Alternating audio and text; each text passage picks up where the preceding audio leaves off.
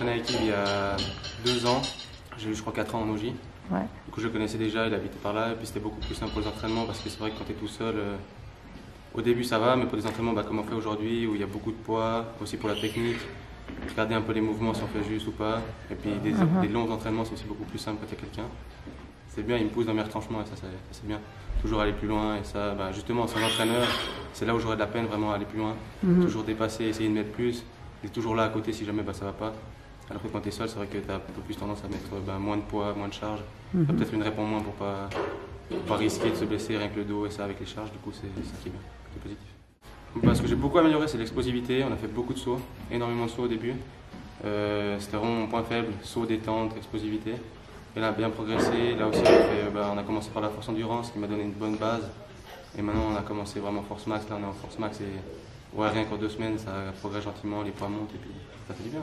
Moi, ce que j'essaye avec les jeunes, c'est justement de leur donner tous les outils en main pour justement réussir à faire ces choses-là quand ils sont justement dans un âge où c'est ce travail-là qui sera efficace après pour eux. Alors, des fois, c'est pas évident justement pour que ce soit les parents ou les jeunes à comprendre que c'est un cheminement à long terme qu'on fait, puis qu'on cherche peut-être pas forcément une performance en termes de chrono, de poids et ça, mais simplement une performance en termes de mouvement pour réussir après justement à faire ce type d'exercice. À faire ce genre de choses.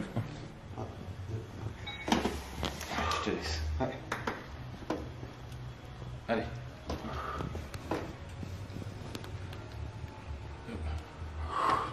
Tiens le tronc. Ok, c'est bon. Allez, oh, l'entraînement au venu aujourd'hui, c'est, vu qu'elle a des courses dans 2 jours, c'est de refaire un peu de vitesse. C'est du slalom, de refaire de la vitesse. Et puis après un petit circuit qui va lui remettre ses muscles en forme pour aborder les courses dans les meilleures dispositions. Ça dure 1 heure? Ouais, un petit peu plus, mais on essaie d'être assez court quand même. Le but, c'est qu'elle soit vraiment top au ski. T'es en forme aujourd'hui? Ouais, je suis en forme. Je viens de me réveiller, mais je suis en forme.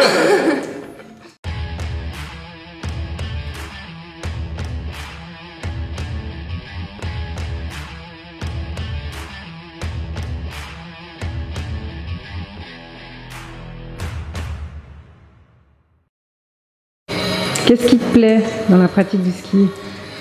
Ce qui me plaît, c'est, je pense avant tout la sensation que ça me procure, le ressenti de mes courbes, tout ça, c'est un truc qui me manque vraiment.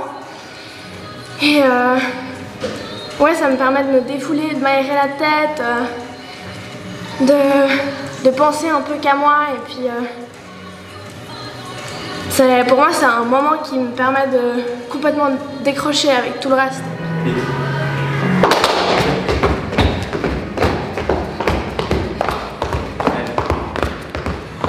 Comment je suis bien, là? Oui, passe un peu. Allez.